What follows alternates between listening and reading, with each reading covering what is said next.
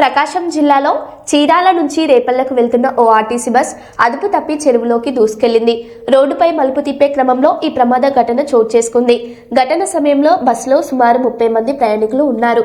ఎవరికి ఎలాంటి ప్రమాదం జరగకపోవడంతో అంతా ఊపిరి పీల్చుకున్నారు.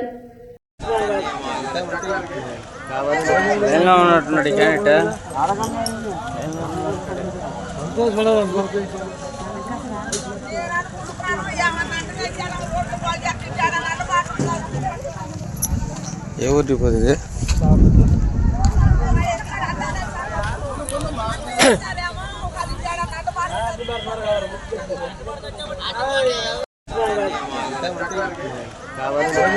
ఉన్నట్టున్నాడు క్యారెట్.